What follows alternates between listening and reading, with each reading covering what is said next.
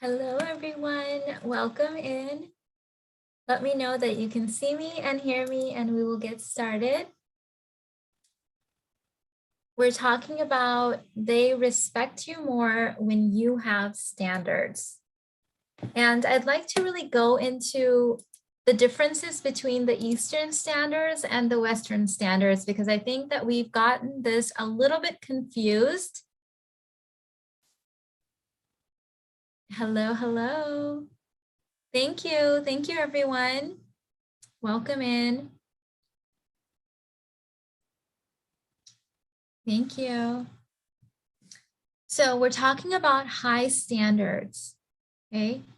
Now, this concept also goes hand in hand with the concept of playing hard to get versus actually being hard to get.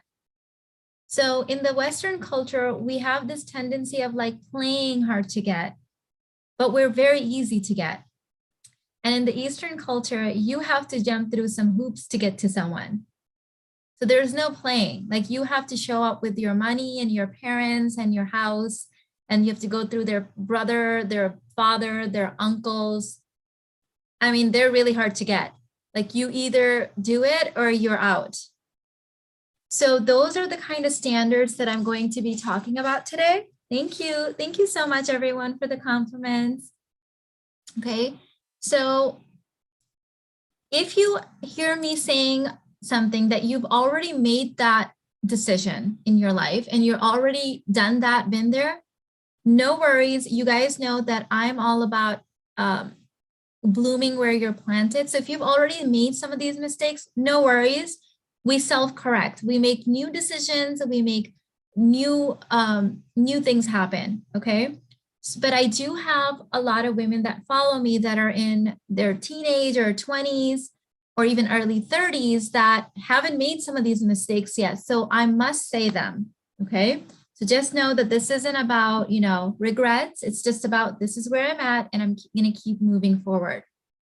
So one of the things that I love about my culture, about the Eastern culture, is that there is a huge deal of shame around certain things, and women get shamed for these things. And I love this because this shaming of women for these couple of things that I'm about to share you is actually what saved our society from getting into that point where we have a lot of crazy, men running around thinking that they don't have to provide anymore.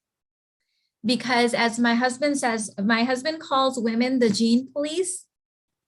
Because we know that women are the gene police and they get to decide what genes go into the future, we've placed a lot of responsibility in the Eastern culture on women. Because remember that the person with the most responsibility has, with the most power has the most responsibility. And the example that I like to use for this is in a situation where an adult gets into an altercation with a child, who's going to be blamed? The adult, because the adult is the more powerful party and therefore there's more responsibility on them.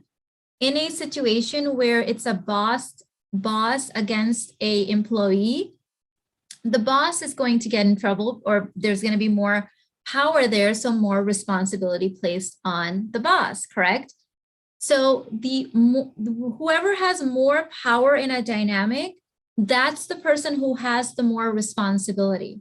So in the Eastern culture, we understand that evolutionarily, emotionally, psychologically, scientifically, women have more power in relationships. And therefore, we place most of the responsibility and therefore most of the blame on women. And of course, growing up in the Western world, I used to think that that's bad and we shouldn't shame these women and blah, blah, blah, especially when it was targeted towards me. But I've decided that actually shame is a good thing in society because shame keeps people in check.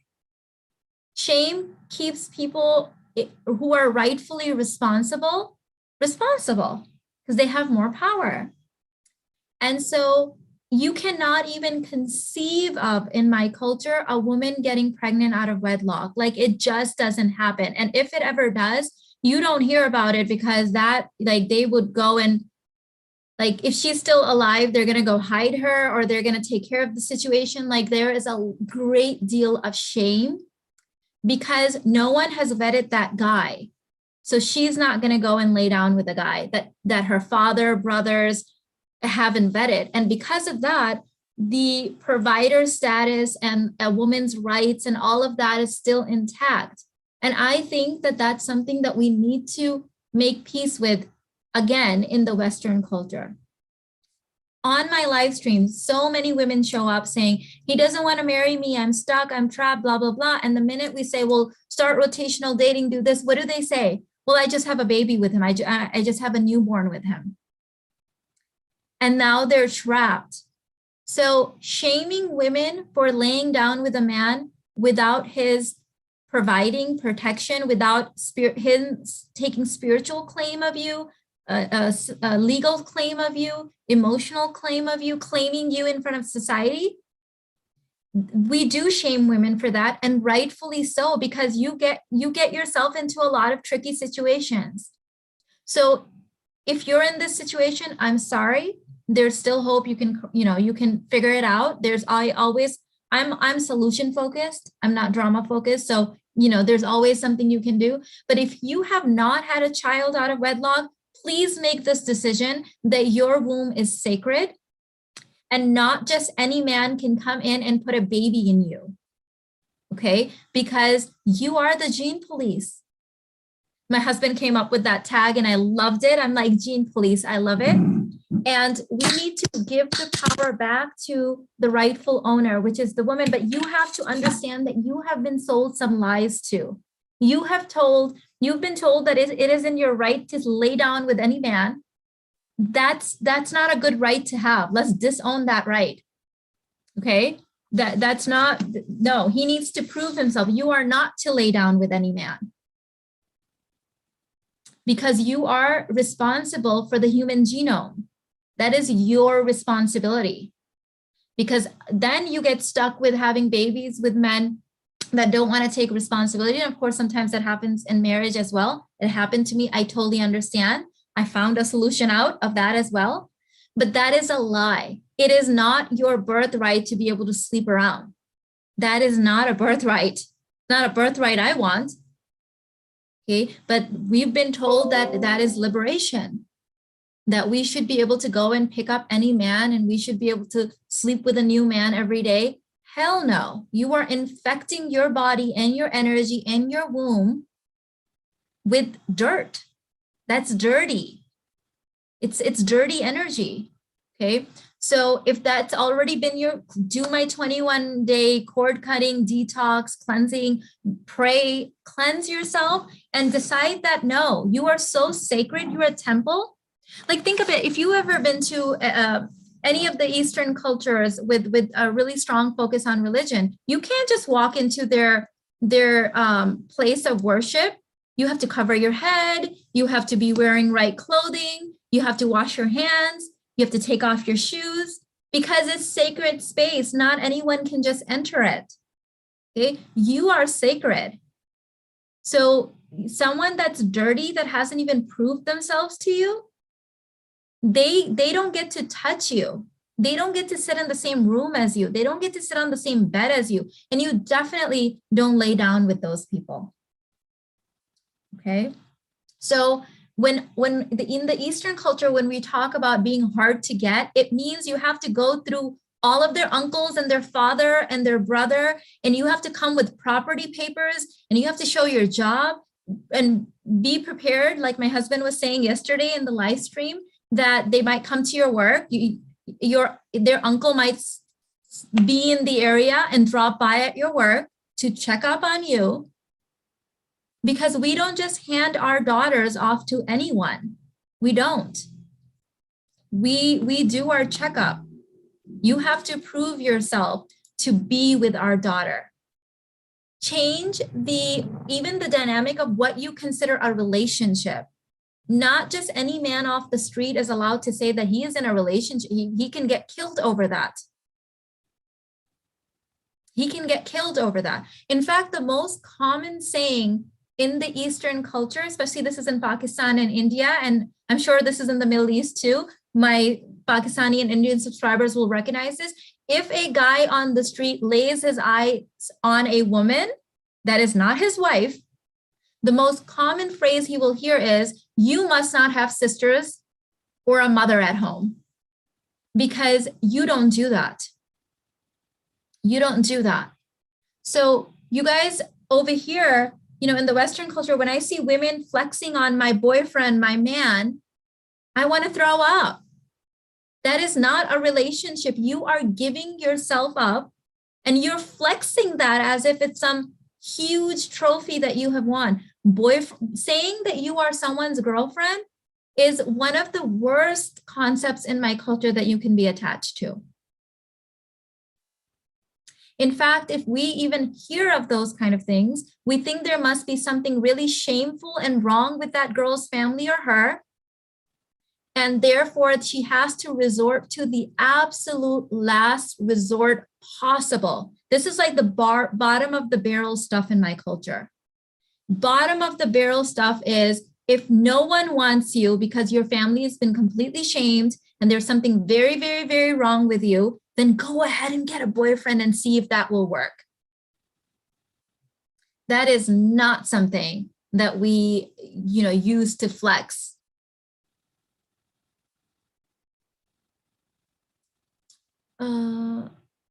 Oh, thank you for the super chat. I think I missed this. Thank you, Question and Research. He said, "Hi, Mina. I saw the House of Gucci. I saw how Mauricio Gucci changed his mind about his wife.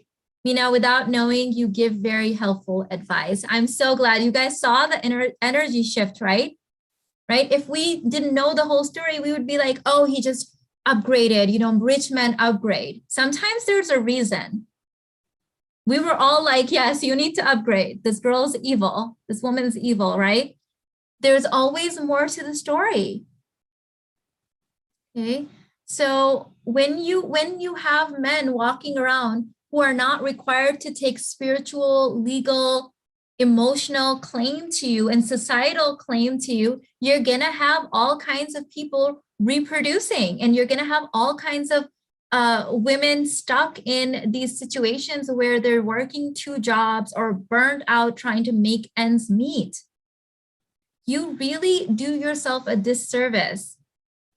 Okay. I remember last year, someone was like ranting and, whatever on my channel saying, "Mina's trying to shame people for living together before marriage." I'm not trying to shame you. Your genome is hearing my words and shaming you, because I can't shame anyone without their permission.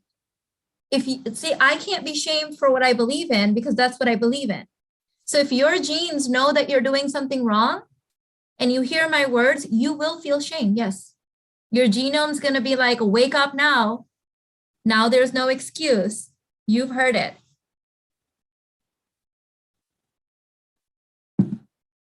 So if you have a boyfriend and you are using that as a flexing thing, his genes have already registered that there's something wrong with you, because no woman in her right mind in any species, no female, gives away her energy, her body, her womb to someone that hasn't earned it.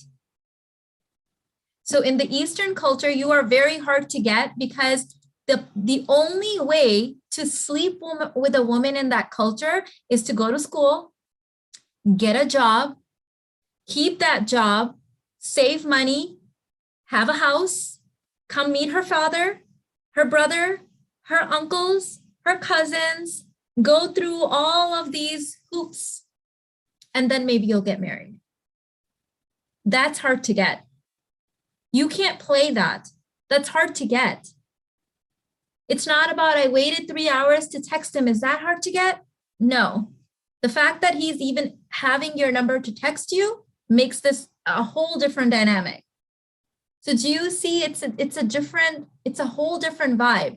Now, I'm not saying, my husband was saying this yesterday too, that all is correct there either. Women over there don't know relationship dynamics, and they're forgetting it too because they're watching American shows and American TV. So it's all getting messed up now. But in the families where they are following Western principles, the divorce rate is through the roof in my culture. What happened? Same thing that happened here. So you have to understand that we have this really unique ability now and privilege to look at a buffet of cultures and take the best from every culture. And that is, I believe, the secret sauce to life. It's the secret sauce to life. I learned things from the Japanese culture. I learned things from my culture. I learned things from the Western culture. I learned things from Europe and Africa and all kinds of places. And then I say, okay, well, we know that, you know, we live in a global society. We've got all these beautiful things to pull from. What works? What works? I want to have an elite life experience. So I'm going to take the best of the best from every culture, the best from our evolutionary history, the best from spiritual consciousness, and I'm going to live my divine right. Okay. So if you ever feel shame, that means your genome is trying to tug at you. It's saying, hey, we did something that is not normal for us. We need to make a change. So use that as internal communication.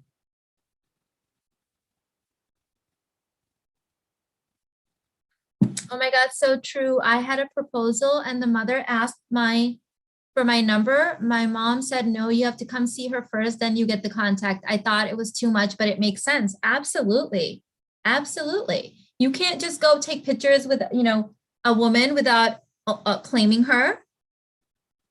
There is a reason for all of this stuff. If you really think about it, there is a reason. We in the West have been told that, oh my God, they're so backwards and we have rights. Yeah, we have the right to be miserable is what it seems.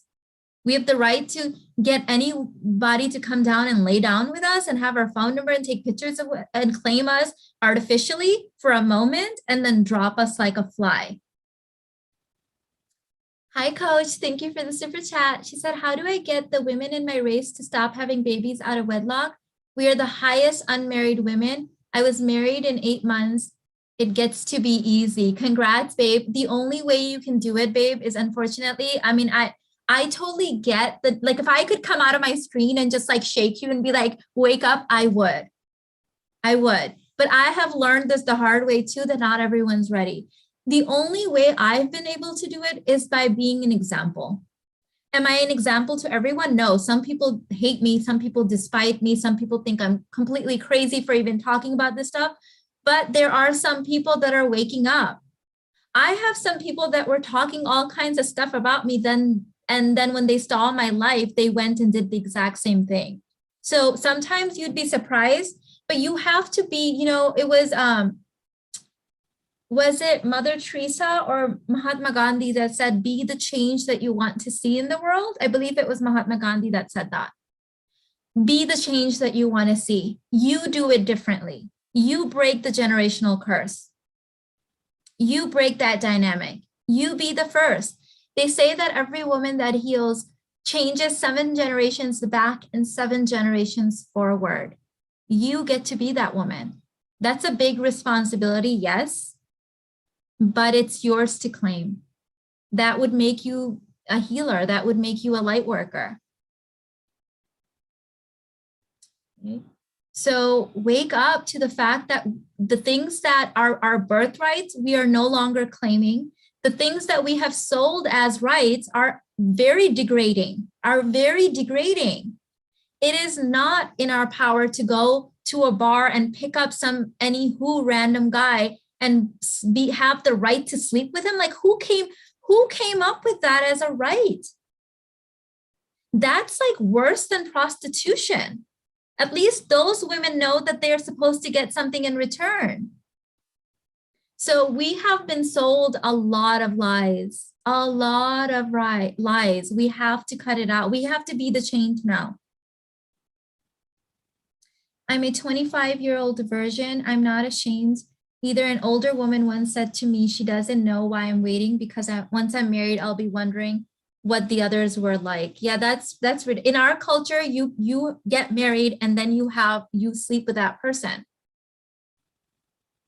And actually it goes both ways too, right? Like my husband, he's only slept with his ex-wife and me.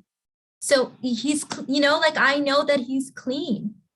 You can't even fathom someone sleeping outside of marriage because we don't know.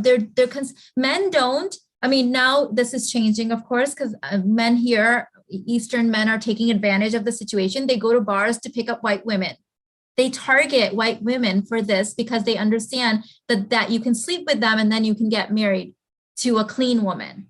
So this is now changing. But the reason that like men who are raised right, who are healthy masculine men, the reason they don't is because they understand that a woman that's willing to sleep with them has probably slept with other women, or I'm sorry, other men, and she's dirty. She's considered dirty. So I know this is a lot. This is very politically like incorrect. I completely accept responsibility for that fact. But, I get emails from really huge religious institutions saying that they actually recommend my videos to people that follow them, different cultures even than my own. And some of you guys are here because you got my videos sent to you by your religious place of worship. When I started getting more and more clients saying that, I'm like, oh my God, more people need to hear this, and I need to stop being afraid to speak my mind, because I have a lot of support of people that want to stand by you, want you to awaken. So if you see a Pakistani, Indian, Middle Eastern guy at a bar trying to pick you up, it's because women in their culture won't. They have standards. So they think they can go and they can abuse you, refuse, get upset, be mad, say, how dare you? Okay, because they know how to do right by other women, because that's what is the expectation of the other women. But now they're finding loopholes. They're like, oh, well, you can just go to an American woman and you can sleep around with them, and then you can go back and you can just marry the clean woman. But no, we all need to be united in this, because we all need to change the trend. We all need to change the trend around this. Thank you, Julia.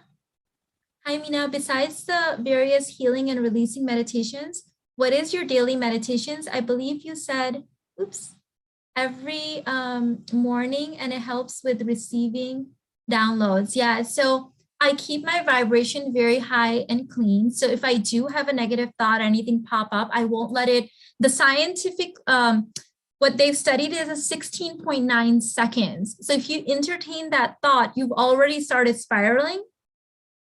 So if you can stop yourself immediately at like I say, hang up on the thought. So that's part of my ritual.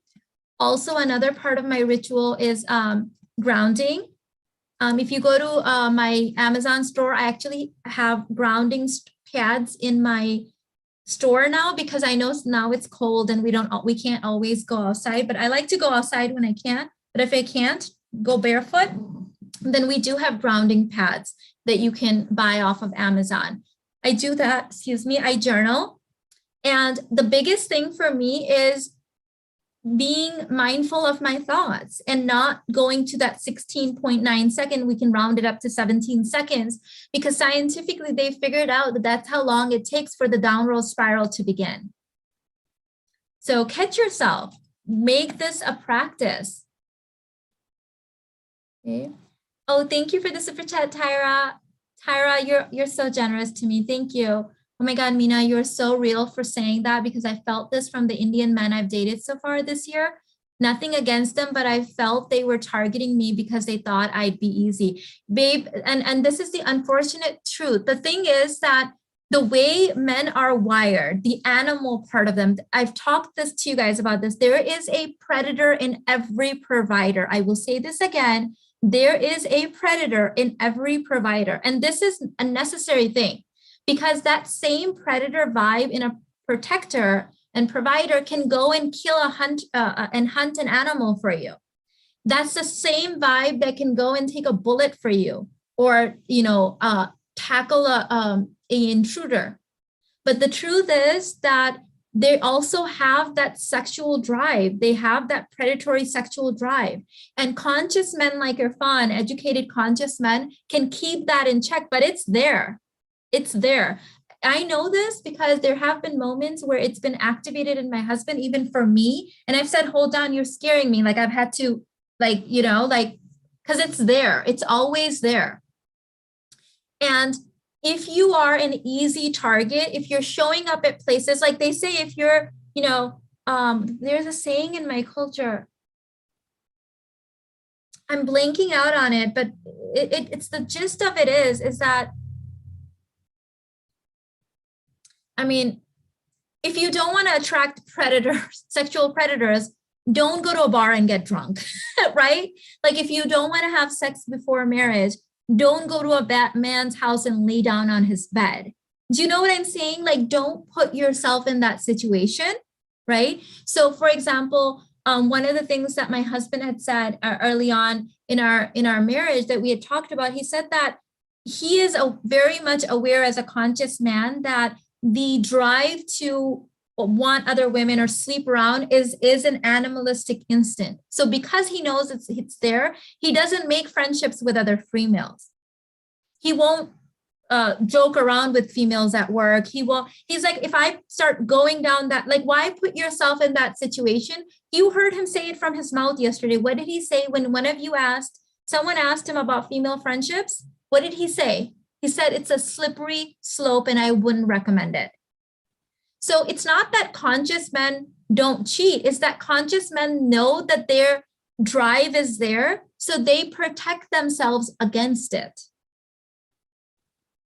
They don't let themselves be put in a situation where you're tempted. In fact, don't they teach that in Christianity? I'm pretty sure that's in the Bible. I've heard this at church. I've heard a pastor talking about this concept. So that you don't put yourself in a situation where, can someone help me out, please? One of our Christian followers, if you guys can help me out. There's a teaching around this in Christianity that you don't put yourself in places where your marriage will be tempted or tested.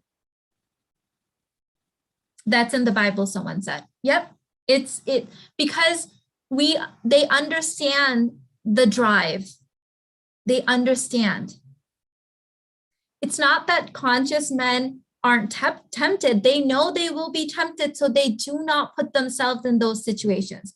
I'm telling you that because if you know that the predatory thing is there in every man, why are you getting drunk in front of men you don't know? Why are you going to strange men's house that you don't know and laying down on their bed if you're not intending to have sex? My pastor told me this in premarital counseling, that I highly recommend it. Even if you're not Christian, you can go to, a church and get that these are good principles to know. There is a reason for them. They're trying to do right by us. They're trying to make sure that we do not turn on any man's predator. Okay.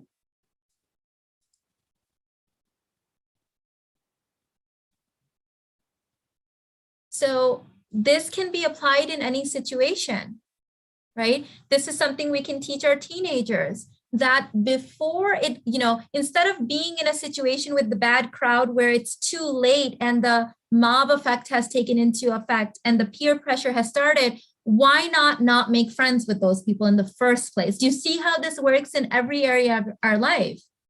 Instead of having to, it's the difference between playing offense and defense. We don't even have dating in the Bible. Your parents just find someone to marry. That's why I've taken the key religious concepts in all major religions of the world. They all say the same thing, by the way, in different language.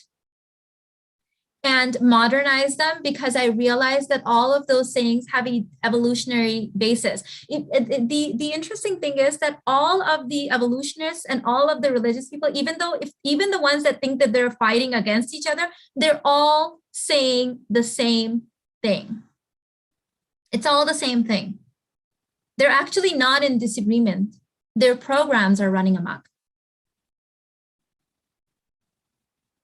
Yes, you shouldn't be the woman who tempts them. This is in the Bible as well. So, instead of being mad that he tried to have sex with you when you went to his house to Netflix and chill, don't go to his house to Netflix and chill, right? Like, hello, problem solved. What age is too early to get married?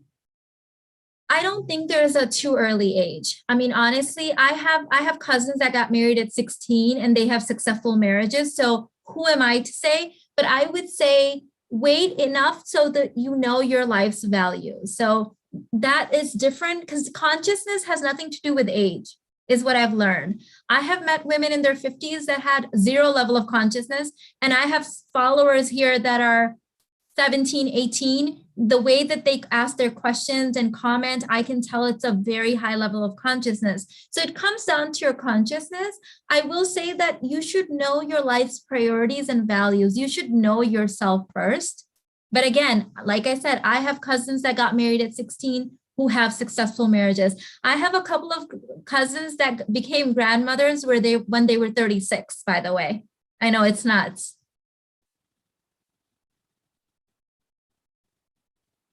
Okay.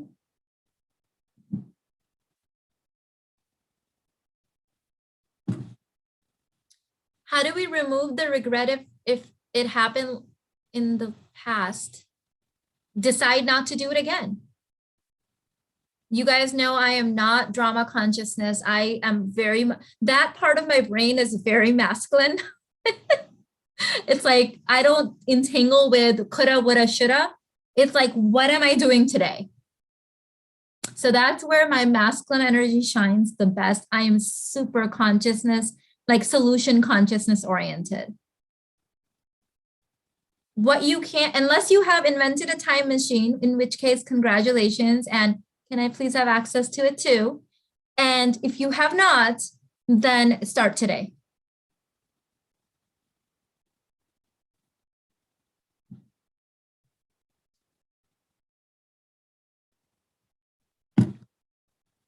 Okay.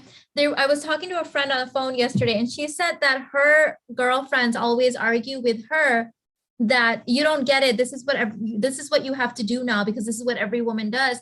And we were both laughing because they don't understand that you don't get a man by being like every other woman.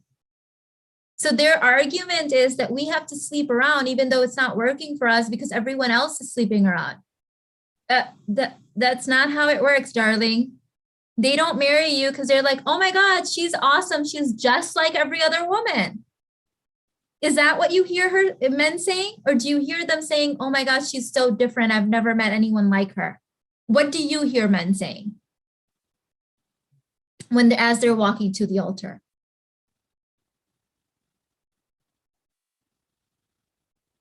Oh my God, sorry, babe. Let me go find. Oh, thank you for the second super chat, Tyra. You're so generous. Yes, one just got mad because I wouldn't kiss him. He purposely made our first date be at a movie. Yeah, don't accept movie dates. So he could try and touch me. All of them were shocked. Yeah, so this is something you have to become aware of. Men from other cultures where women have very high standards, they try to get it easy in the women that don't have, generally, like they don't know that you have high standards. They're judging you by your culture, by what they've heard. So you have to understand that those men, so look at if you're dating a man that comes from a culture that has very high standards, so any kind of Asian culture, be careful. Middle Eastern, Indian, Pakistani, Bangladeshi, be extra careful if a guy is interested in you from that culture. Make him jump through even more hoops because he has to come with, you won't even believe how much to get our hand in marriage. My husband had to show 3 years of tax returns, his passport, his bank statements, his 401k statements, his house papers. Okay. So if he had the intention of sleeping around, it would be way better for him and easier for him to seek out an American woman. He can't do that with Pakistani women or Indian women. It's not very easy in our culture. Because there's such a strong shame placed on women, because women have more responsibility, they are the gene police. It's better for, if you see Pakistani, Indian, Bangladeshi, Middle Eastern men hanging out at bars and lounges, they are targeting American women. In fact, if they are targeting a Pakistani Indian that happens to be there, the best they can do is try to make her jealous with an American woman and try to manipulate her that way. How to be easy to approach but hard to get. So your energy is open, you're smiling, you're speaking to people around you, but the only way to sleep with you is marriage, through my rotational dating, through proving documents, like the whole 9 yards. And by the way, the reason I'm speaking with such confidence is because we now have men from every culture. American, this works the best on white men, but if we've done it with every man. We've asked for INS papers, we've asked for pay stubs, we've asked for tax records. They provide it, and they happily provide it. And they're impressed that someone's finally asking them. Okay, so that's how you do it.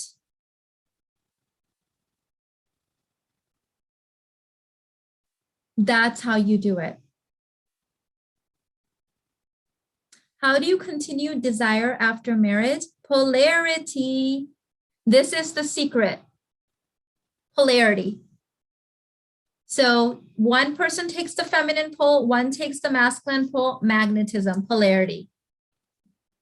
It's all about the polarity. The polarity comes from the Eastern culture. It's evolutionarily, spiritually, emotionally, and psychologically sound.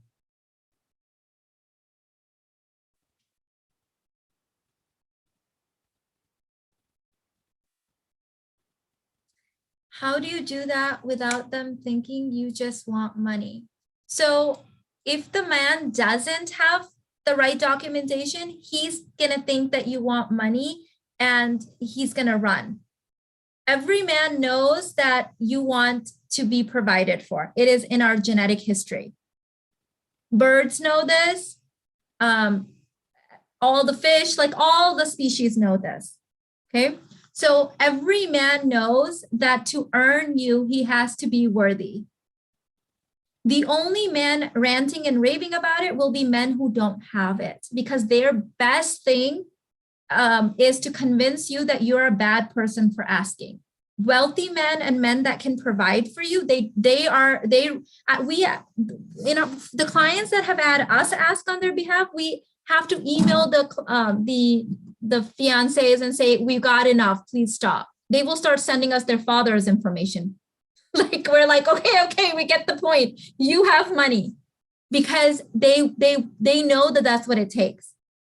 So how come my husband didn't think that I just wanted money? Because he was like, finally, a woman that knows her worth. He said it to you guys yesterday. By the way, I put all 3 parts of his teachings in a playlist called Male View, and I put it on my main YouTube channel page for you guys. So if he says you only want money, run. He doesn't have any. He's running this is how we're like really tampering with the unit, like the survival of the fittest thing in society. We're messing it up. We've already ruined a couple of generations, but it's time to save ourselves still.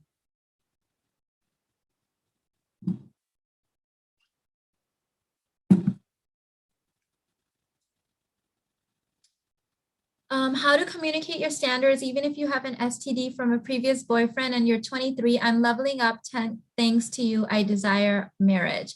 So you don't have to communicate your standards. Know your standards. If you know your standards, you don't need to hot potato them on anyone else. Okay, and watch my training on how to turn your liabilities into assets. And I have another one, crush your liabilities. because you have it in your mind that this is a liability and every man will know it now because you know it. So you have to do your inner work around this. How do you attract good men without online dating? When I said boundaries, men don't seem to respect that and don't stay around because you may be stating your boundaries, but you don't have boundaries. Okay. Boundaries are energetic decisions. Online dating is just, okay, the online is not different than in person. It's the same thing. Okay. So we're trying to put ourselves in front of our target audience, men in this situation, in different places. Online is just where human beings hang out. It's not some woo-woo place. It's not some cursed place. It's not that unique. It's the same thing as going to a party, as working with a matchmaker, as being set up by your friends, as meeting someone at work. It is just another place, one more place where human beings hang out. So stop making it some like outsized thing in your mind. Okay. Mina, how do I not come off as putting up a wall? You actually have to release the energy that's stuck here that's showing up as a wall. So this is in my aligned as femme training, and a lot of my sacred feminine might help you. Basic babe, like any inner work you do, the walls start coming off. Okay, so this is actual inner work. You can't pretend. So start with like doing inner work.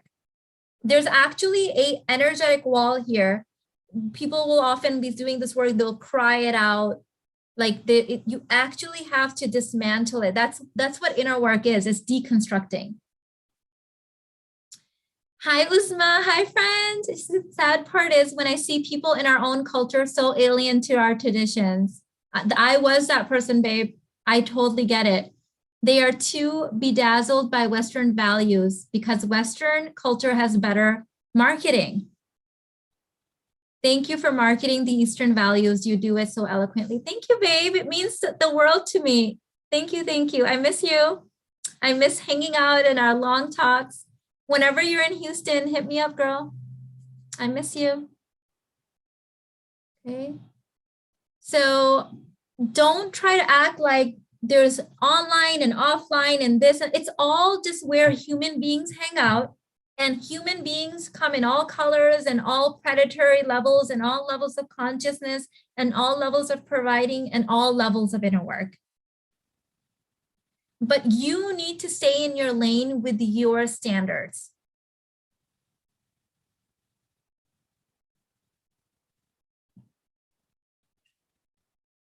Hi, Mina. I'm rotational dating some high quality men, but my front runner is 5 years younger. He is way more mature, put together, masculine, and a provider than the other ones. What to do?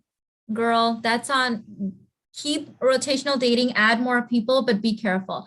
He might be now, right? But we know that women and men, this is scientific, this is evolutionary. Eastern culture has been saying it more blatantly for thousands of years. Men and women actually age differently. This isn't just physical age. It's not just body age. It's emotional age. It's psychological age.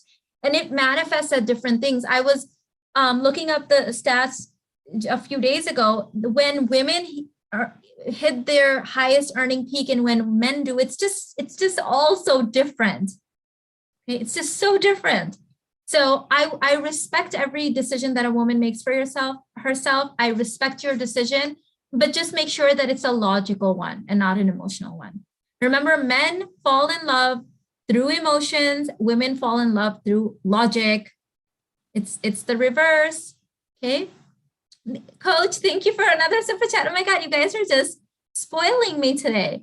She said, married my husband quick. Everyone told me to wait 2 years to get to know him. Yeah, until all the trauma comes in and then you run, right? He had home and engineer, same job, 20 years. Why do people want you to wait 2 years? Okay, it's the most ridiculous thing ever.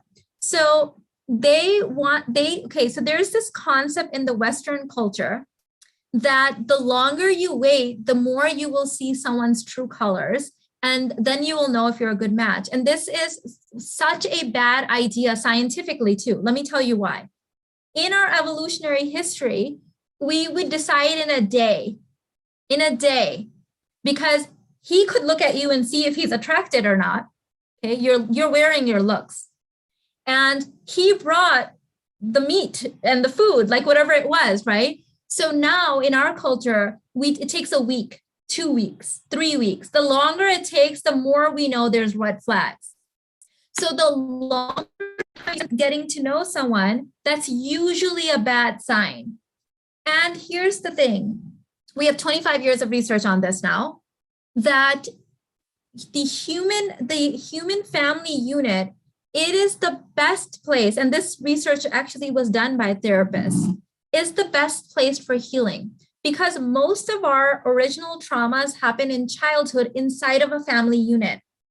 So you can put a human being in 20 years of therapy and they might heal some, but it is until you put them in a similar setting in a family unit that they really do the inner work. So I'm telling you this because when you get married, now all of the stuff that needs to heal in you and all of the stuff that needs to heal in him will rightfully come up. His inner child wounds and yours, because this is the best place to heal inside of a unit, inside of a marriage. When we spend 2 years with one guy calling him our boyfriend and we're like playing house with him, all of the stuff comes up to try to heal. And you're like, oh my God, what the hell is this? I'm out. And so now you're going to start doing the same thing over and over again. Before you know it, you're 41. And now you're worried about having kids. And you're like, oh my God, they're all so bad. So in my culture, they do it. And now they're studying this in scientific and they're finding this is the right way. They match you on values. Yes, the man needs to feel attracted towards you physically, but everything else is based on values. And then they put you together and then they tell you shit will come up and you deal with it. Because that's the healing process. So a lot of you guys commented under my video with my husband yesterday saying things like, he's such a conscious man. No wonder you're so feminine, blah, blah. This man, my husband, was on the market for 7 years. Here in the United States. And a lot of the modern day Western Pakistani women, right? He'd rejected a lot of people, but he also got rejected because why? Because he doesn't have the swagger that they are looking for now. He's not, as well spoken as the guy at the bar because he said that line to 20 other women that same night. That's why no one could see that. So the same man, when we came in, I had to overlook the fact that he doesn't say the right things all the time. We had to heal together. We had to let that stuff come up, get triggered, make that commitment. We've been married for 13 years last month, and we have married each other, I feel like 3 times already. So this is why when you spend a lot of time with someone and they start feeling comfortable with you and then the wounds come up to heal and then you're like, oh my God, what the hell is going on? And then you bail, you're never going to make it. We already know that you're supposed to, as long as the values are matched. Now, when the value, like with me and my ex-husband, the values just didn't match. He wanted to go party. He wanted to date other women. He didn't want children. And that was just like a whoa, oh my goodness, the values aren't there. And values aren't easy to change. They're not easy to change. They do change, but that it has to be that person's decision. So that wasn't going to work, right? But we knew one thing, we both have the same values. And yes, he finds me physically attractive. And yes, he has the money and the providing abilities. So we're going to stay and we're going to heal. So that's why being boyfriend, girlfriend, it's a bad idea. It's a bad idea. It's one of the worst advice. Like I wouldn't give that advice to, I don't have any enemies. I don't consider any person an enemy. I want the best for everyone. But if I ever did have an enemy, I wouldn't want it for them or their daughter either. I think that's just the biggest curse.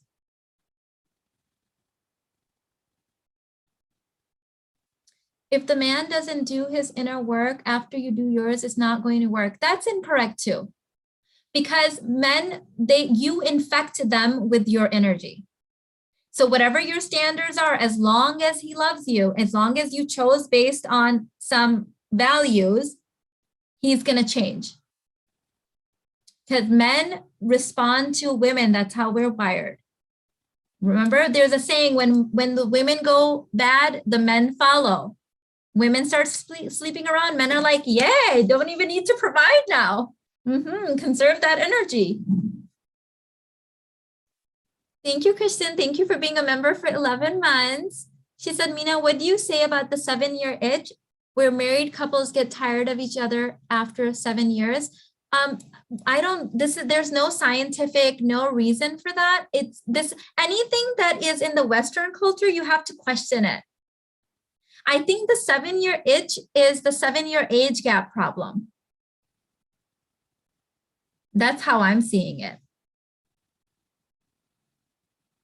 Men read women's energies and they use that to guide themselves. You heard my husband saying it yesterday.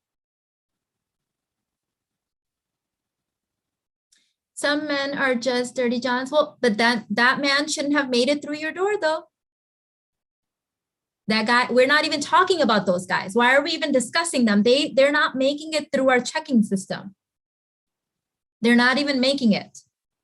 Okay. We don't sit around talking about men in the Eastern culture that can't provide. We're like, they're not ready yet. We're not even discussing them yet. Let's talk about these guys, which is the best match. They're not even in the race. We're not discussing them.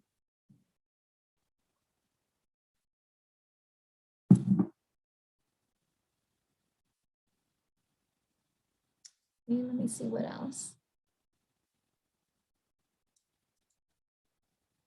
So you are the one setting the guidelines. There's no reason to sit around and psychoanalyze dirty Johns. They're not in the race. Okay, we're not dating them. They're not even making it past our keys requirements of entry. I've talked about this in the modern dating course. Okay. Oh, ladies, I want to quickly mention there's last 2 days left. My once a year 22% off code is still active.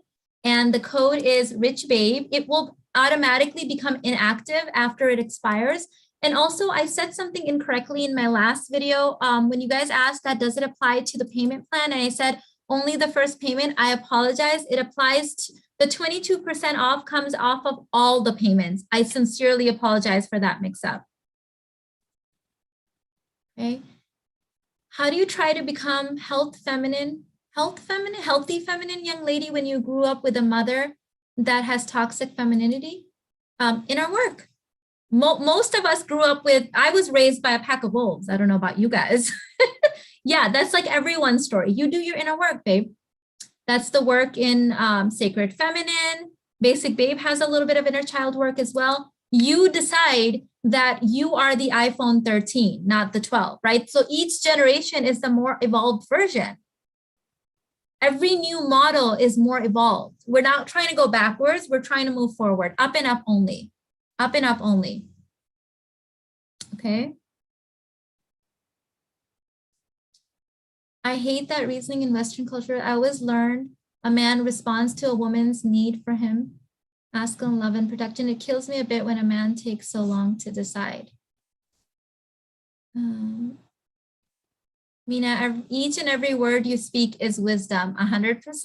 Thank you.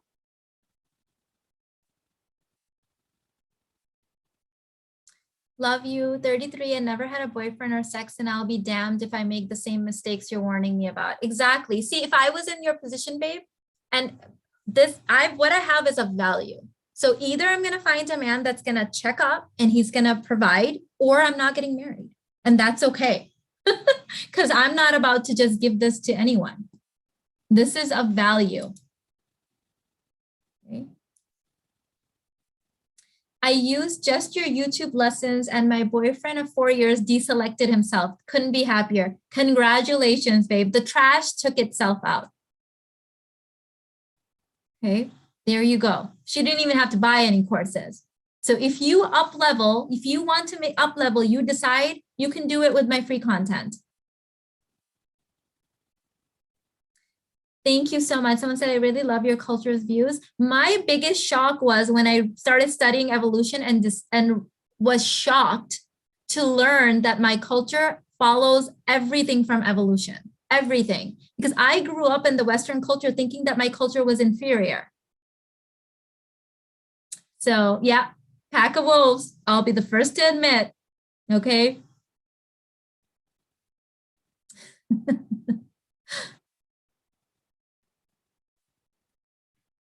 I love how you are solution-based, absolutely no excuses. My brain just doesn't even work anywhere else. Okay, I tried, okay? I tried to tap in and like be empathetic to people's drama, but my brain is super masculine in that way that it won't. It's just like, okay, how do we dig ourselves out of this? It won't. It won't let me go back. Mina, how do I avoid marrying someone like your father, like my father? He said we're attracted to people who make us feel like our parents. Yeah, when we haven't done our inner work. Not you, you're doing your inner work. So your father's already taken, okay? He's already married. Well, I think he is to your mother. So you get to select someone different because that would be really gross anyways, okay? So make your love list, do your inner work and decide. When you start your inner work off of free content, hey, I give this, I don't do any withholding on this content. Okay. Yes, I'm mindful, and there's some techniques that some people could use recklessly and they could cause harm. Yes, I don't put that stuff on YouTube because there has to be a level of containment for that. But I'm not withholding. I'm giving you guys the advice. So if you wanted to, you could use this content and up level. Absolutely. Okay.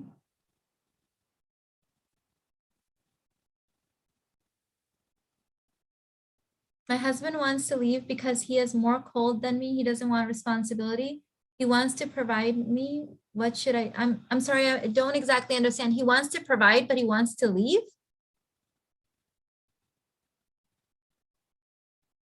You know, I don't have male support to ask for documentation. How to bypass? You ask then. If you can get a male friend to ask on your behalf, do it. Otherwise, you do it. Okay, we've done it for clients. I unfortunately have a wait list until summer at this point. So that would be a hot minute if you wanted to get on the wait list, but get someone to do it on your behalf or just do it. I've had clients that did it themselves and the guys were very impressed. Not only were they willing to do it, they were impressed that she was asking. It's like, think about it. If you spent your entire life building or creating this beautiful piece of art, and no one has ever seen it, and then someone finally asks, wouldn't you be really excited to show it to them? That's how men feel.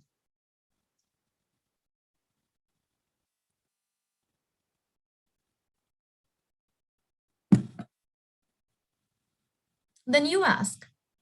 Your masculine can ask. Thank you, Debbie. She said, how can you get your power back in your marriage if you feel like you've lost it? We went through some issues and I chased him and it's never been the same. The 90-day relationship rehab program, give it 90 days in that program, follow the stuff, and you'll have your power back. I put all the stuff in there that you need to be doing.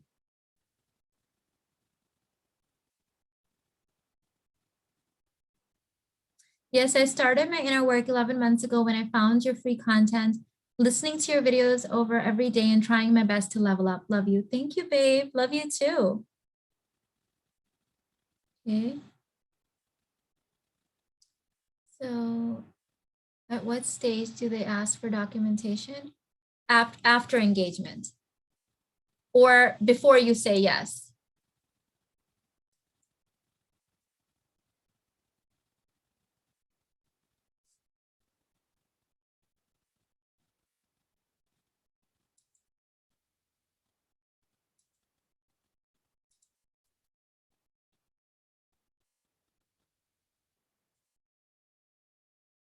Thanks for the tip that they get mad if you ask. Yeah, because people who have the right values as you, who want to provide, they're the ones asking their daughters and their sisters and their cousins to ask, right? So they're not going to get mad.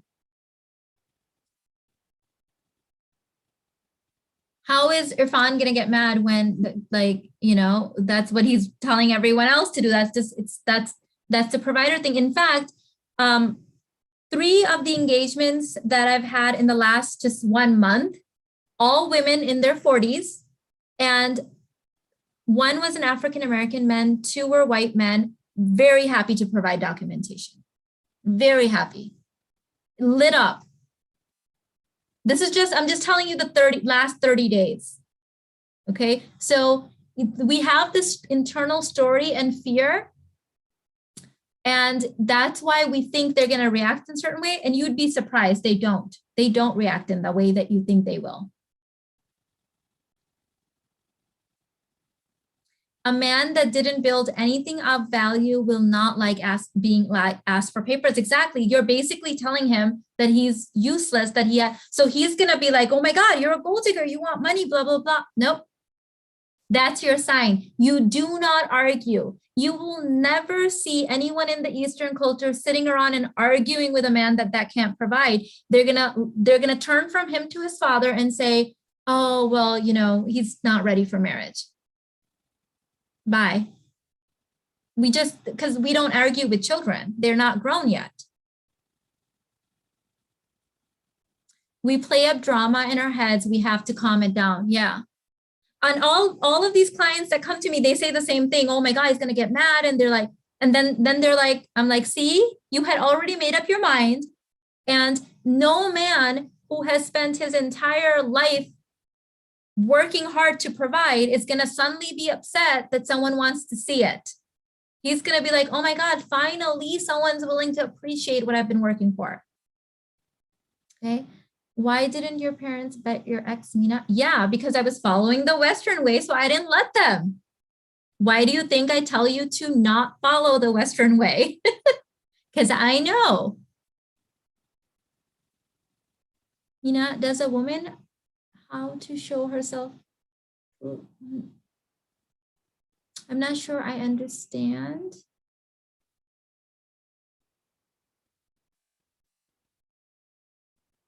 Girl, men love to show up. He can't wait to show you all the stuff he saved up for you. Exactly. Exactly. So if he gets mad, let me give you an example of a client from last year where the guy got mad. You guys want this example? Okay. So this is I'm going to try to, actually, I'm not going to give too many identifying details. You guys know how I roll. I change things around so people, you know, to preserve the integrity of my clients and friends and family. So let me see what I can share. So last year, we had someone that was dating this guy who he was showing up a certain way. And when my client told me certain comments he had made in passing, my red flags were up. Immediately. He had made comments that I just cannot imagine a provider making. So I was just like, babe, I don't know. And she's like, well, he has a sense of humor. I'm like, okay, I want to give him the benefit of doubt, but like my predator radar is already like going haywire. So I told her to ask a couple of things. The house that he owned turned into, I co-own it with my father, turned into, I'm living in my parents' basement real quick. That guy could not provide documentation. So what does he do? He starts shaming her. Oh, I thought you were blah, blah, blah. I thought you're an independent woman. Like you're just like the rest of them, right? But she was being coached. So immediately I'm like, you see what the guy that doesn't have the documentation, he's trying to save face. What does he do? Shame you for asking. What do the providers do? They start sending you so many documentation. The few times that I've been asked to ask for documentation on behalf of my clients, like we had to email them back and say, we have enough. Thank you. Thank you. Because they started sending us their father's social security number, their grandfather. It's like, okay, we got enough. So if he gets mad, then there's a problem.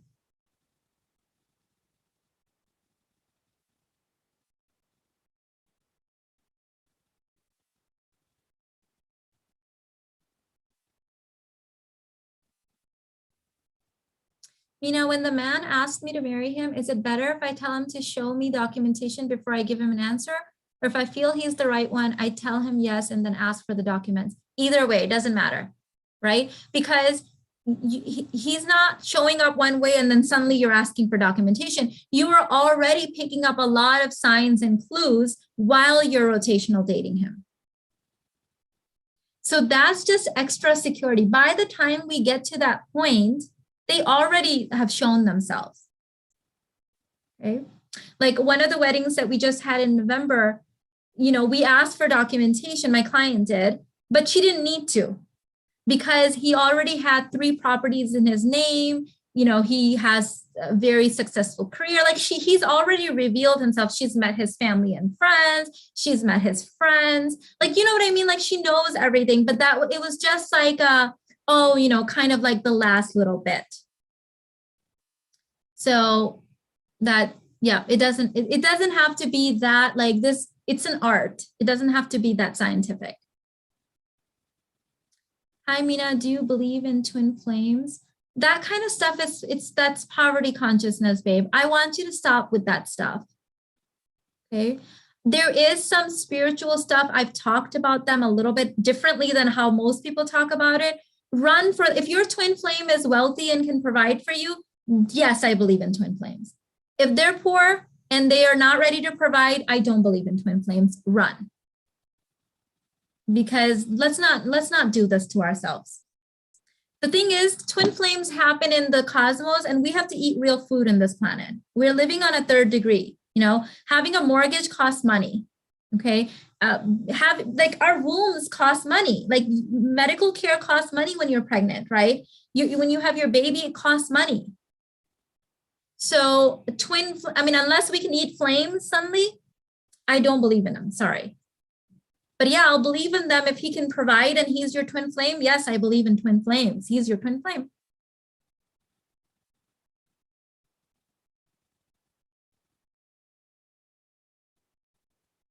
Words don't count in the man's world.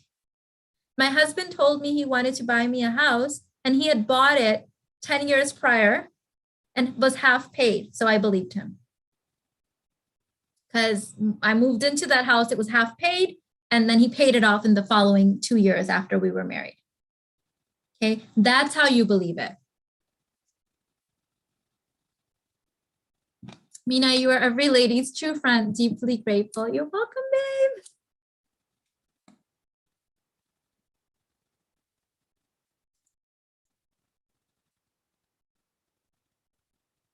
Twin flames happen in the cosmos and we have to eat in this planet. Yes.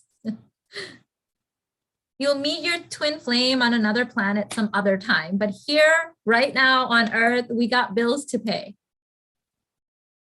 Oh, I have to talk about this concept, which is really, it's difficult to explain in the Western world. I explained it to a couple of my clients, my American clients, and they totally got it. But they also told me, good luck explaining this on YouTube. So let me try. Oh God, please don't have it be taken the wrong way. Okay. So, in the Western culture, there's this general vibe of, how do I say this? Okay, so in the Western culture, there's this shame around you shouldn't marry for money, you're a gold digger, and you should 50-50, you should marry for love, right? And you think that you are bad or greedy or selfish if you're marrying for money, correct? So in the Eastern culture, they think it's very selfish and bad to marry for love.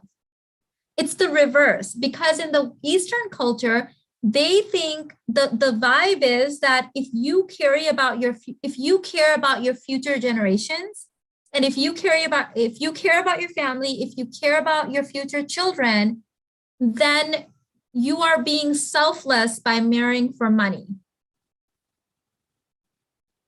And some people get this. I've shared it with a couple of my clients, but all the clients I shared it with said that I don't think people will get this if you share it. So I'm sharing this because these two different worlds, do you understand that they're just beliefs? So here in the American culture, we are in the Western culture, I know this is true in Europe too, you know, they believe that you're selfish if you marry for money or luxury, but in the West, you're selfish if you marry poverty. You marry for love into poverty, you're considered like, oh my God, how selfish is she? She doesn't even care about her future kids. Yes, you're shamed for poor love marriages. So you get it, Anam. Okay, so in our culture, there's a marriage and then there's love marriage. Love marriages are highly shamed unless it so happens that you fell in love with someone that also can provide and he's from a good family and all of that. That happens too. But then what they do is they turn the love marriage into a regular, like they don't call it a love marriage, like the families will get involved and make it look like it was a family thing. But so a woman that falls in love with a man that can't provide, she is considered selfish. She is considered responsible for screwing over her family's genetic history, her family's name. And I think this is important information for you to have. Does anyone resonate with me? That's not from my culture too, but if you're not from my culture and you resonate with it, tell me if you understand what I'm saying.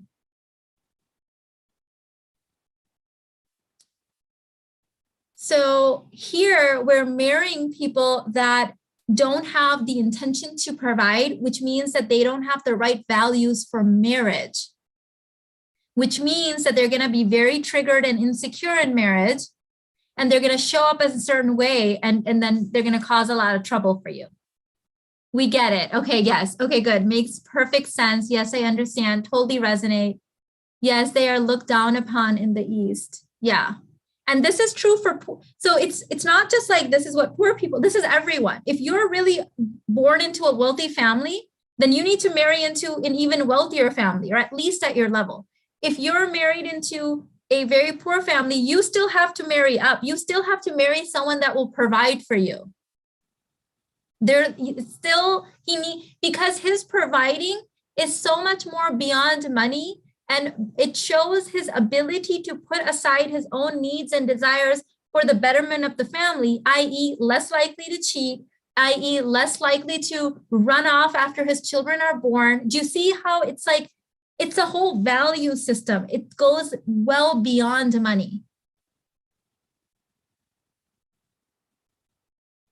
And so we also ensure that women that have secured resources in previous generations, now their daughter isn't going to get madly in love with a poor person and like totally screw up the genetic history and the money and the wealth and everything, because that guy coming in is not going to have the containment for that kind of money.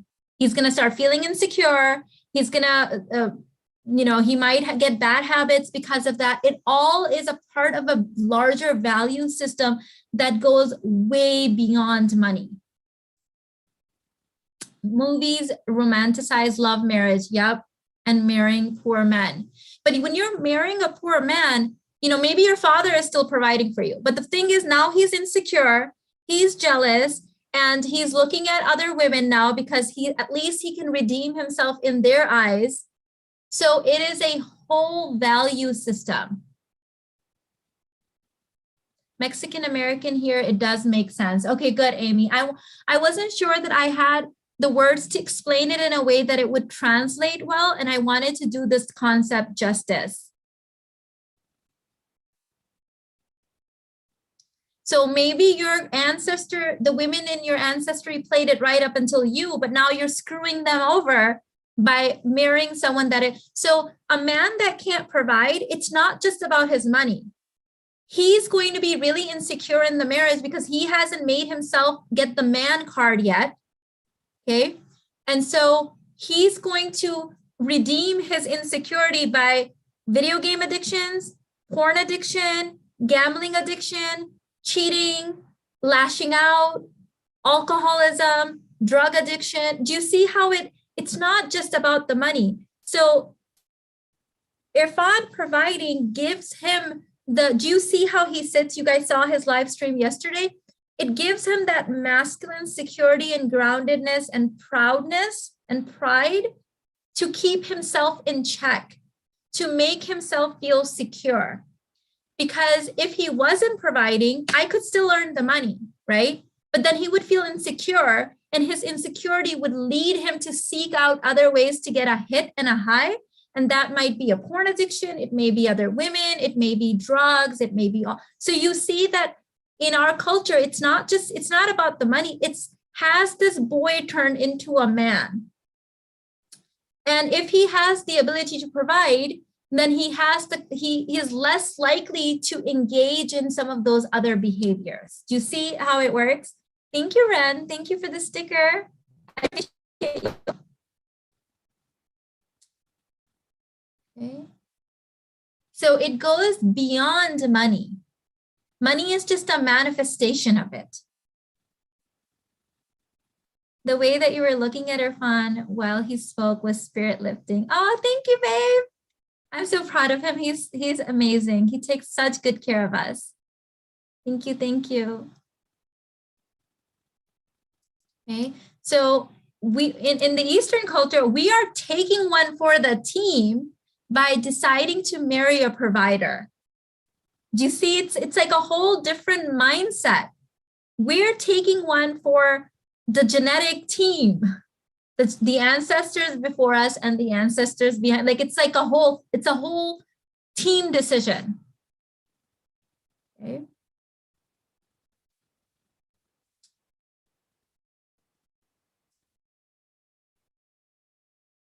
I thank God for you, Mina. You're our goddess. Thank you, Julia. Thank you, thank you. So true. Men have to go through a hero's journey first. Yes.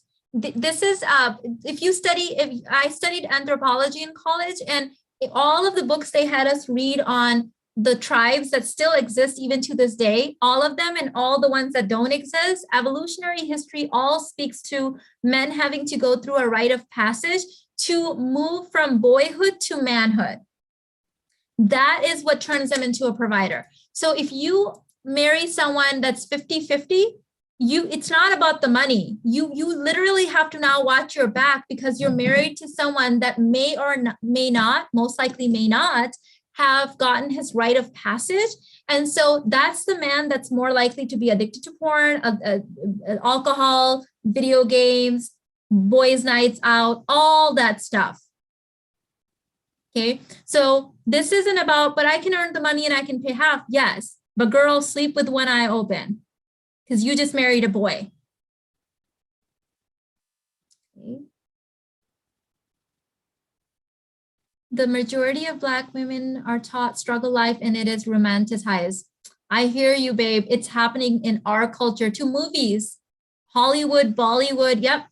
And the minute that infection came into our culture, the divorce rate shot up, single motherhood shot up. This has really opened my eyes. Really opened my eyes. I wish I had a picture of someone taking my face the moment that it first dawned on me that everything I was studying in evolution, the Eastern culture had been saying. So if someone could have taken a picture of my face at that time. Those men are also very jealous. You can't call them men at that point. They're boys. They may be 40, 50, but remember, they never had the rite of passage. So yeah, you're dealing with a man child. It's a boy. Okay. Has this boy turned into a man? I married a man that didn't turn into a man. Oh my gosh. That rite of passage is key. That's what the provider means. Because boys are still kind of predatory, right? Like they're boys, right? Like they don't know any better.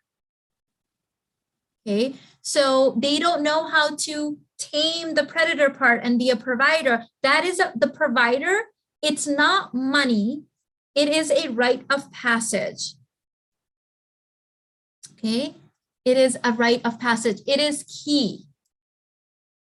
Okay, that's why, my Pakistani Indian followers can probably attest to this. And I know my husband did this to someone. Oh my God, let me think if I should tell the story. We had a family member that was getting married to someone, guy, total provider, like everything checked out, all the stuff. But it just so happened that my husband was in their area, in their husband's work area, the fiance's work area, and called him up and said, hey, you available for lunch? That way my husband got to go into his building, got to see how his colleagues looked up to him. This is here in the United States. You know, we do that kind of stuff. Okay, we want to see how other people relate to you, how you speak to the receptionist, how you speak to your boss. Because men, when they see an alpha man, they react differently to different hierarchy. Men respond to hierarchy of alphaness really, really well. I taught this in the, this is in the Divine Unions. They understand the hierarchy of alphaness. So it's good to place a man in different settings and see how other men respond to him. Are they responding to him like he's an alpha? Or are they responding to him like he's not? He's at the bottom of the barrel. Okay. How do I give my nephews the rite of passage? They don't have men to look up to. Find some men. Women can't do it. Women can inspire it, but the alpha male, but we're trained by alpha male. So in all of these tribes that we all come from, all of us come from the same Homo sapien genome, correct? Regardless of our color right now or our culture, we all come from the same like Homo sapien like ancestors. And so in all of those tribes, the boys would be separated by their mothers, from their mothers at around age 11 to 13, depending on the tribe. And they would be put through some rigorous training by the alpha males of the tribe. So we actually had put my son in a whole 1-year program. You can do this through your church groups. You can do this through your synagogue. You can do this through your mass. You make sure that they are in the presence of other alpha males.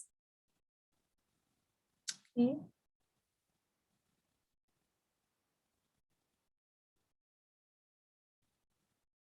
So genetically, it's all this. I mean, genetically, we're only 4% different from chimps, right?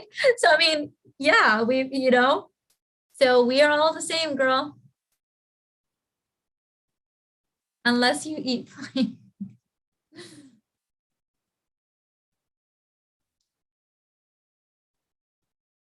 So that's why that provider thing is like key beyond money. You could be sitting on $1 billion trust fund. You still need a provider because that predator will come in and drain you real quick,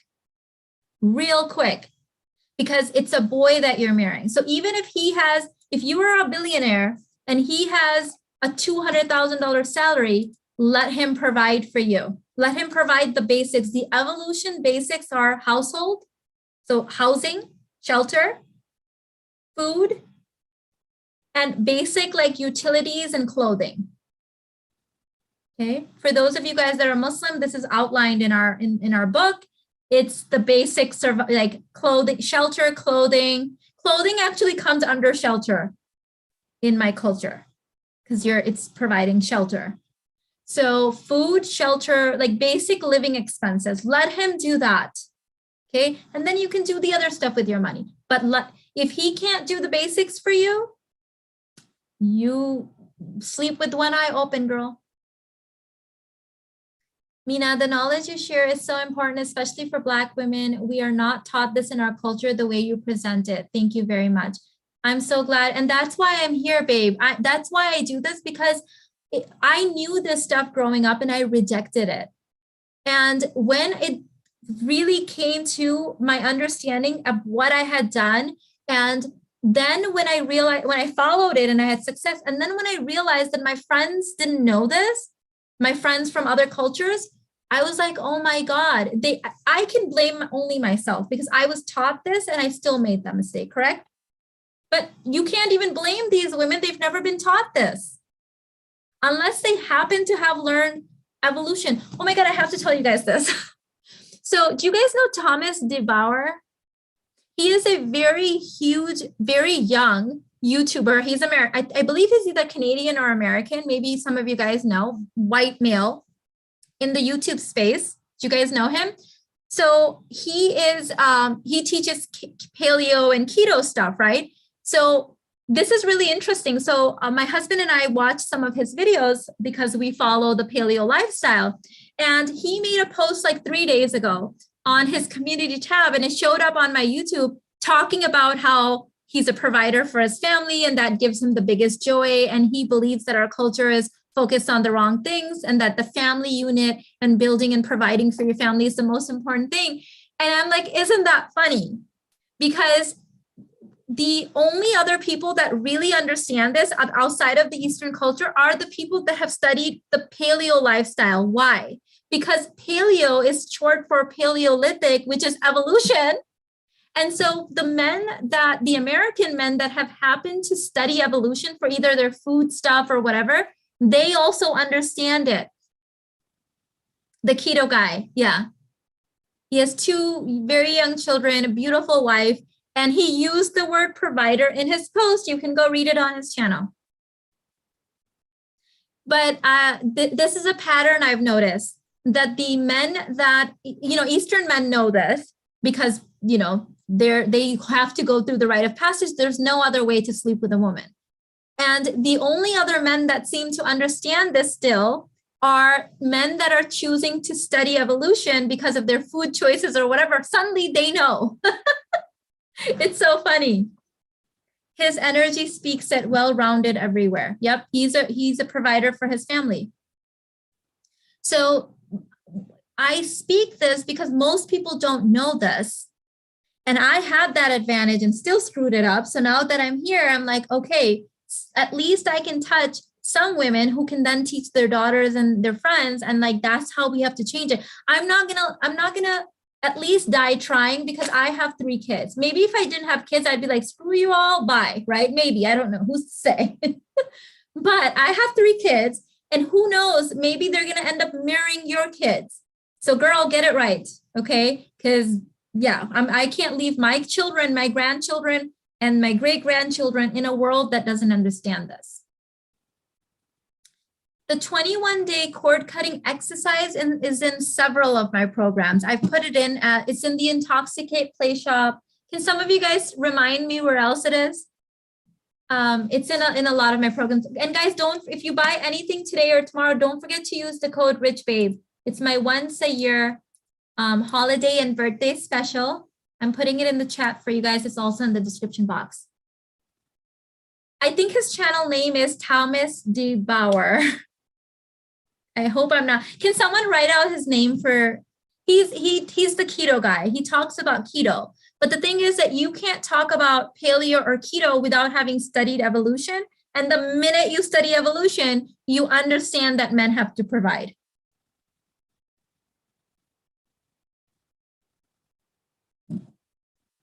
Is helping your man's business a no-no, or working full-time in your man? What's your man? Is this is this a guy that's claimed you through marriage and is providing for you? No, of course you can help him. If your man is your boyfriend, run. How do you decide which program to purchase? Through your heart, like you make every decision as a woman. But if you're unsure, my team can guide you. We recommend that everyone start with the Basic Babe bundle, especially if you're unsure. The only people that shouldn't start with the Basic Babe bundle are the ones where their heart is tugging at them for a different one. I believe every woman should learn to listen to her heart. Here's the Basic Babe bundle. Okay.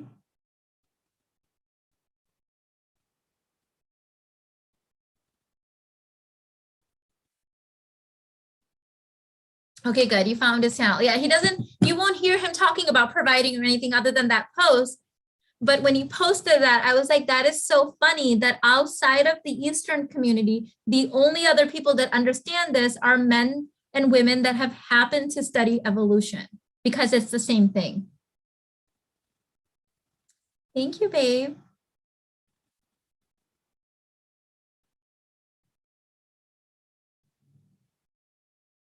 Okay. Mino, just finished the Basic Babe course. Love it. What course do you recommend next if only purchasing one more? If only purchasing one more, what is your goal? I'm conflicted between Sacred Feminine and Femme Fortune container course, but I'm thinking maybe the container course. If you're only going to get one more container course, but rest assured that that's probably not going to happen. You're probably going to end up buying more. I know the money course has the 21-day cord cutting. Okay, perfect. So the money course has this as well. Thank you, Misty. I'm leaning towards the self-aware Barbie activated bundle, but do you recommend the basic babe first? If your heart is saying to go with that first, then you can skip that. But a lot of women that skip it often come back because they just want it in their collection, but totally up to you. It's our 7th year wedding anniversary, deeply, madly in love. Happy anniversary, babe. Both of you guys. Yeah, when you grow in love, it's robust and you only keep growing. I agree. Everything you say rings true with me. I was an anthropology major. Yeah. If you've studied evolution, evolutionary psychology, anthropology, sociology, this is going to make, and especially Eastern studies, which I've studied all of those things, you understand that this is what's going wrong.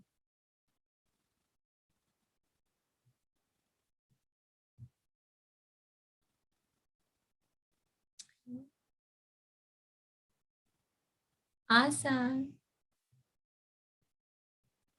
Which program offers the human design program? It's called the Human Design Program. And actually, I have an intention of putting an updated module in there as well for 2021.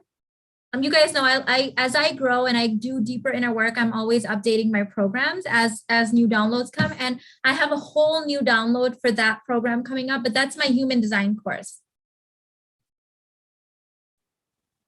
You and your fan look so loyal. All this wisdom is pure gold. Thank you, babe. Can you tell us more about the 21 days of embodiment?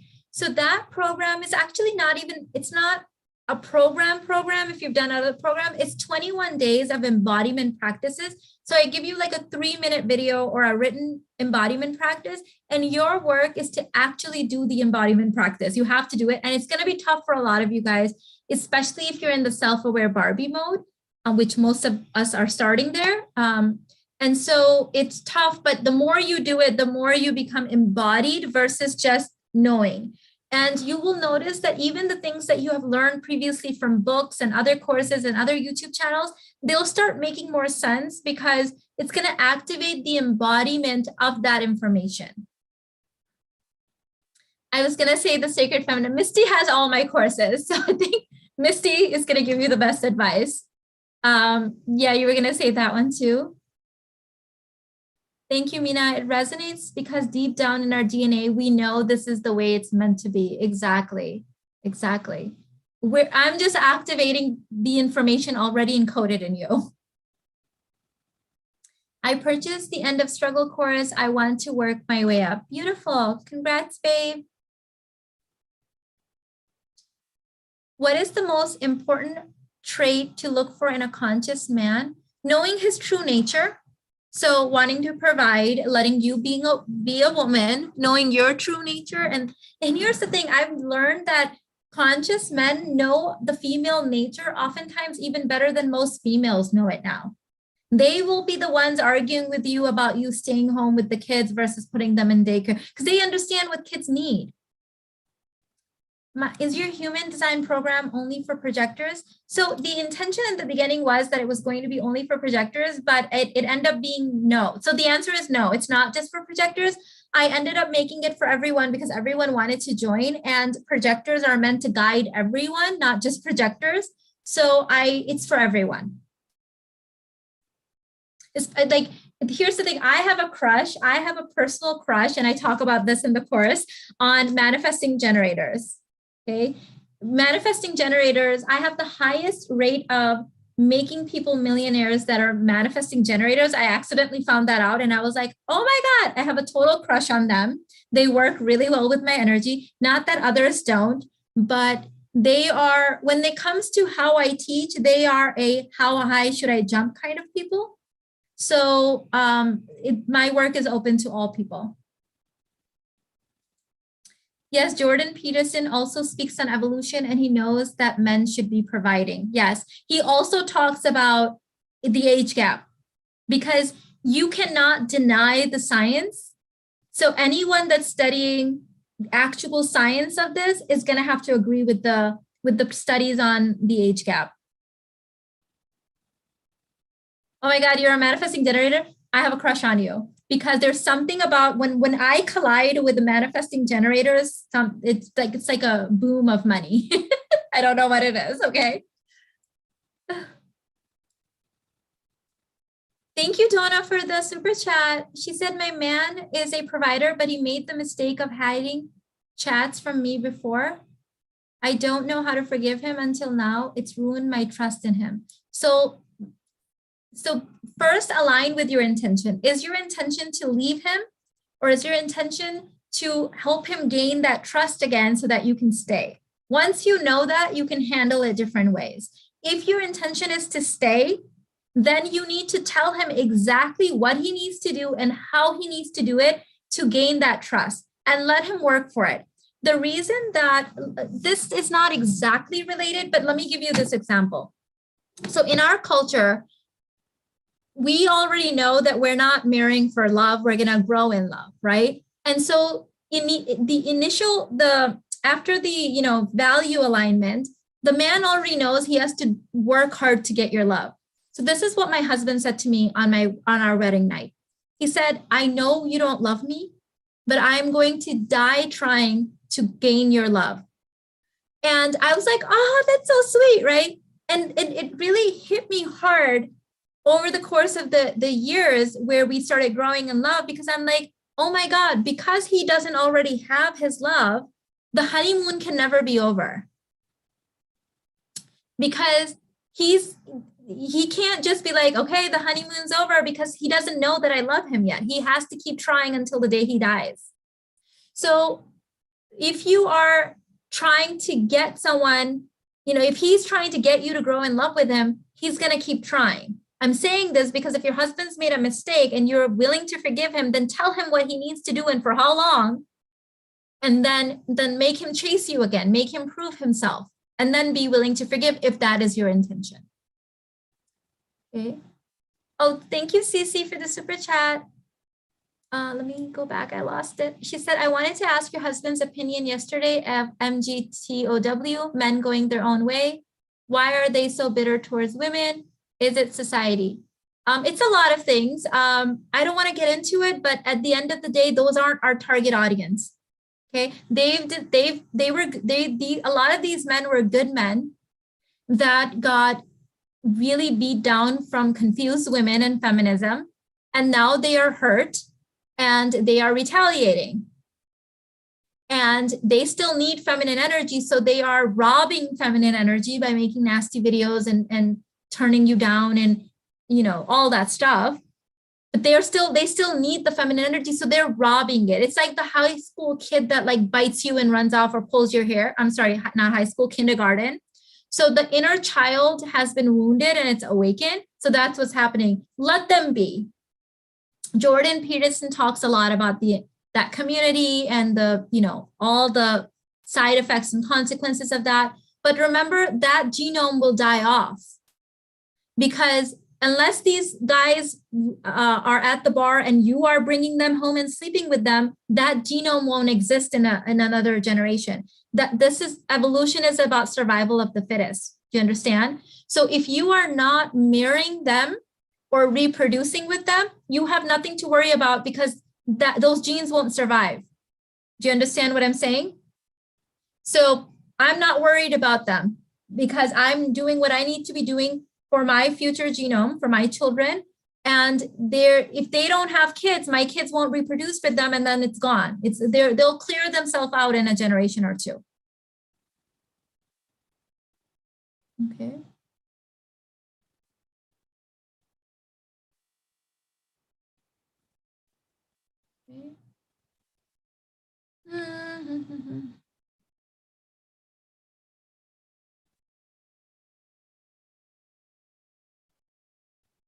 Manifesting generator is about getting clear about what you want and letting people come to you so they can give it to you.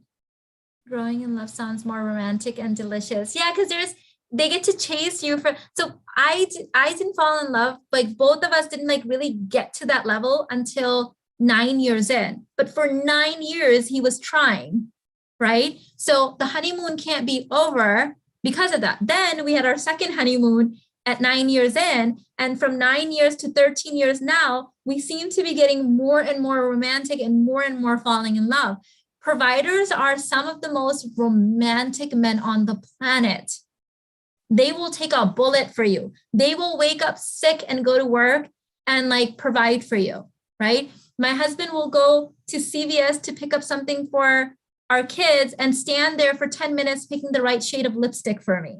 You know, like this is the kind of stuff that providers do because they've had to earn. You are hard to get. Even as a wife, he married me and it took 9 years for me to declare my love for him. That's hard to get. That's hard to get. Okay, so that's why you got to go for the providers.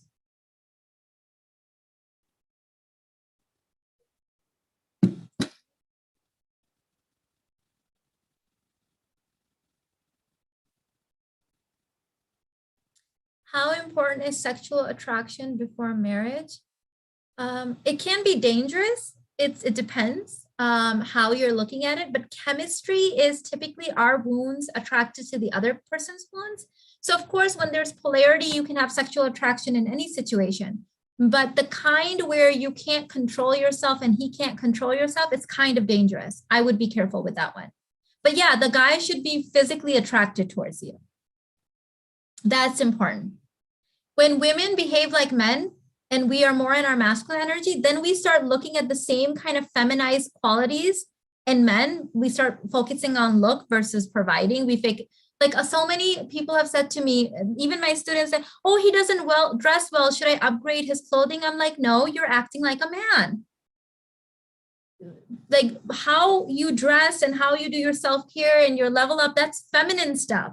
That shows me that you're too much in your masculine because you're starting to act like a man. You know, what's the difference between the Sacred Feminine course and the Femme Fortune container? If you're looking for a provider, get the Divine Union. The Sacred Feminine is a spiritual awakening program. It's like a deep healing program on inner child wounds, healing your feminine wound, healing your masculine wound, doing your learning what the difference between emotions and feelings and how to have more emotional control, how to add back in your feminine flavors, sex kitten, goddess, mother energy. And the Femme Fortune is about expanding your container to have more love, joy, money, health in your life. So it's completely different. Okay. Some of our Nubian, I hope I'm pronouncing that correctly, babe, didn't fall in love with their husband until like 15 years in. I didn't understand it at first. Lakeisha, it is impossible not to fall in love with a man that is laying down his life to provide for you every single day. Okay. Like when I get sick, this guy is making soup, right? Like he's putting aside his own feelings for me. We go to the restaurants that I want to go eat, right? And I didn't even notice all this until Irfan's cousin came to visit us like 6 or 7 years ago. And he was unaware, like innocently asking questions. And he's like, oh, I noticed you guys eat a lot of red meat. He's like, and my husband was like, Mina likes red meat. And then he's like, oh, I noticed that, Mina likes that.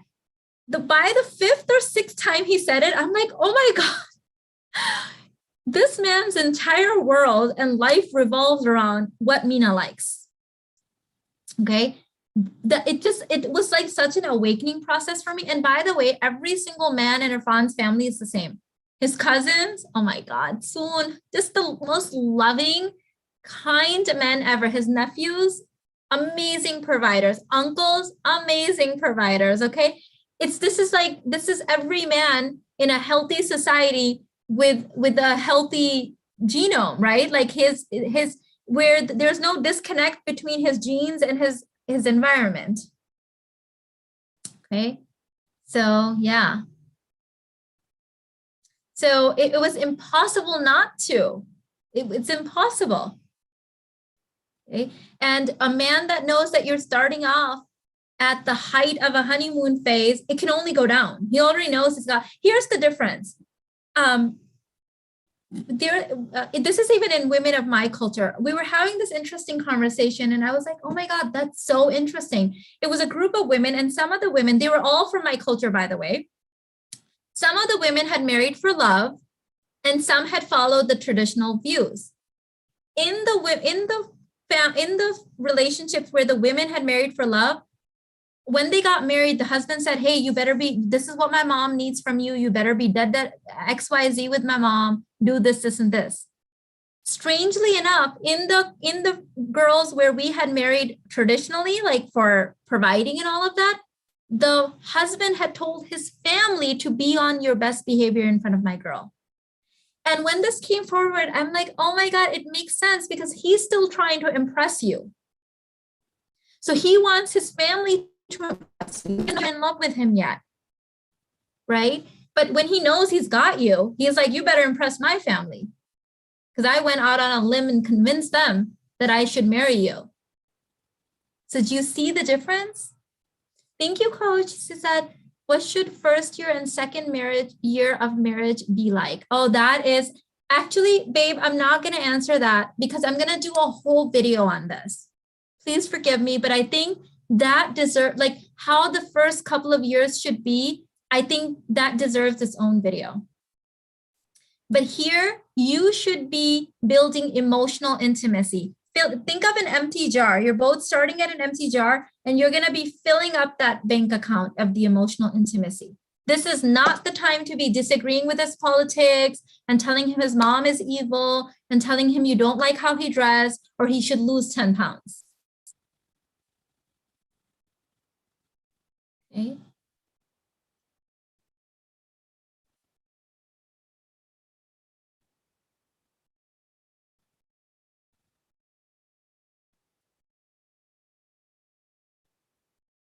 How should you know if you should give a man the benefit of a doubt during dating?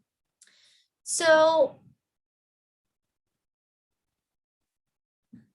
here's the problem with answering these kind of questions. When you haven't done your inner work and you're trying to consume information from the outside in, it's very hard for your brain to be able to translate it in a way where you can efficiently use it. So when women actually do their inner work, it becomes easy to navigate these things. It depends on the situation, right? It depends on your history. So for example, if you've always been attracted to losers in the past, then you have to give this guy a lot of benefit of doubt if he's different and you're not attracted to him because you're used to being attracted to losers. So this is why it's very hard to advise without inner work.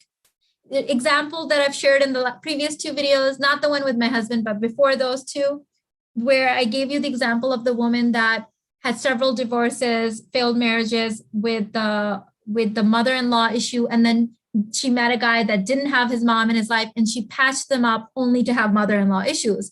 If she came on and she was writing about her mother-in-law, we would think her husband and her mother-in-law is the problem, but it's actually her lack of inner work that's the problem.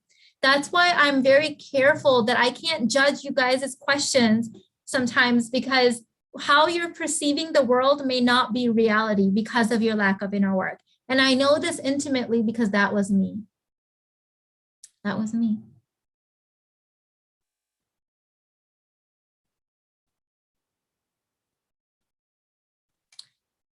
How do you play hard to get? You're not playing hard to get. You're actually hard to get because you've done your inner work.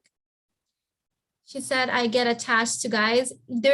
So you're genetically programmed not to get attached until you're provided for. So the only reason for that is that you haven't done your inner work. There's some false beliefs there. You've been told some lies. So we have to deconstruct you through inner work. Okay. Ladies, one more time, I'm going to post the link. Rich Babe, it expires. I believe it's either, depending on your time zone, that's why I'm saying the code will stop working because depending on your time zone, for some of you guys, it will expire like midnight tomorrow. And for some of you guys, depending on your time zone, it will be like December 1st. So This is a once-a-year code, 22% off all programs. It also works off of the university bundle, which is in my entire curriculum of courses. Do you think there is less value for single moms who've never been married? Probably. You're going to have to really convince yourself that you are an asset. There is, because think about what you're saying. You are telling someone that you're free, that your womb is not worthy, that you do not wet people you sleep with. So yeah, there is a lot of stigma around it, but again, I'm very solution consciousness. Get yourself leveled up everywhere else, do your inner work, and you can still get a provider. You can still absolutely get a provider, but you have to become the reciprocal of a provider real quick. You have to own your mistake, right? Meaning not that your child is a mistake or anything like that, but if it comes up, you have to say, yes, I've learned so much from that. Because when you show up and you're like not owning that you have learned and grown, that is a red flag for providers. You can make any mistake with a provider as long as you own it and you own up to it, they're fine. The minute that you say it was someone else's fault, they're suspicious because they think you haven't changed. Okay, so that's a little savage little trick for you. All right, you can definitely level up and get yourself a provider, like actually do the inner work. All right, babe. All right, lovies, I'm gonna let you guys go. I love you. Thank you so much for hanging out with me. And I'll see you in the next one. So this video was in place of the recorded one I usually do on Mondays. So I hope you enjoyed it. Thank you, babe.